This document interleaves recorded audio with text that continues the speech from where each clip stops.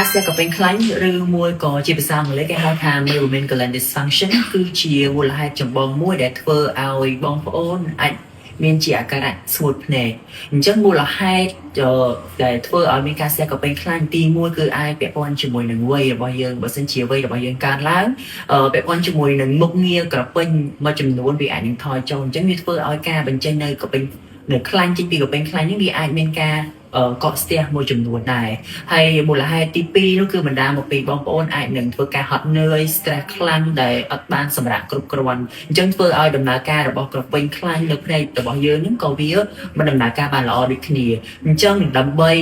យក្រពេញខ្លាញ់របស់យើងដំណើរការបានល្អយើងអាចមានវិធីសាស្ត្រធ្វើនៅផ្ទះខ្លួនឯងដោយយើងអាចជំនួសកសែងជាមួយនឹងទឹកក្តៅអ៊ុនៗហើយស្អំលើតបកភ្នែកអាចមួយថ្ងៃមួយដងឬមួយទៅពីរដងដោយក្នុងម្ដងយើងត្រូវស្អំប្រហែលជារយៈពេល20ទៅ30នាទីបន្ទាប់ពីស្អំរួចបងប្អូនអាចយកម្រាមដៃ2សងខាងបែបនេះម៉ាស្សាថ្នមនៅលើត្របកភ្នែករបស់បងប្អូនដើម្បីឲ្យក្រពេញខ្លាញ់របស់យើងមានចលនានិងចេញមកវិញបានស្រួលជាងមុនតែវិធីសាស្ត្រនេះគឺបងប្អូនត្រូវធ្វើការអនុវត្តជាប្រចាំអាចជាពីអាទិត្យទៅមួយខែទៅបងប្អូនឃើញថាវាបានផលបានប្រសើរជាងមុនច្រើន